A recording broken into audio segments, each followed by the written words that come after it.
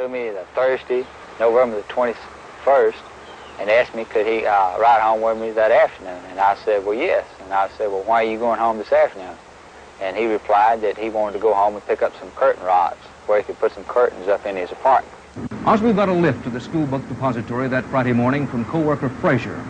Frazier's sister, Mrs. Glennie Mae Randall, lived across the street from the Payne house.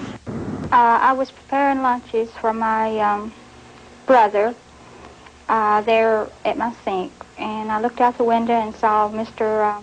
Oswald cross the street and come up across my driveway, and he had a brown paper bag in his right hand.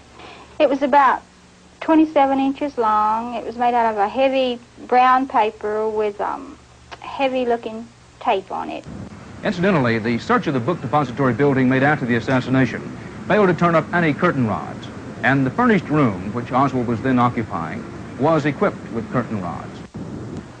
So Oswald made an uncharacteristic trip to the Payne home Thursday night, returning to the book depository the morning of the assassination with a heavy-looking package that could pass for curtain rods. Was it the rifle? A difference of about 8 inches has made this one of the most contentious points for the critics. Within this package, I have a disassembled Mannlicher Carcano rifle identical to Oswald's. Now, before I tell you the dimensions, you might want to try to estimate them, as Mrs. Randall and Wesley Frazier did, from memory. Mrs. Randall variously estimated Oswald's package of curtain rods as 27 or 20 long. Her brother, Wesley Frazier, said about 2 feet, give or take a few inches. As a matter of fact, the disassembled Mannlicher is 34 and 8/10 inches long. Furthermore, Frazier said Oswald, preceding him into the depository building, carried the curtain rods under his armpit with his hand around the bottom. Now, obviously, you can't carry this package that way. Oswald had gotten out of the car first and was then walking away from Frazier.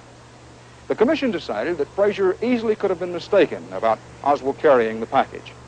Now, you can decide whether Frazier, walking some 50 feet behind and in his own words not paying much attention, might have missed the few inches of the narrow end of such a package sticking up past Oswald's shoulder.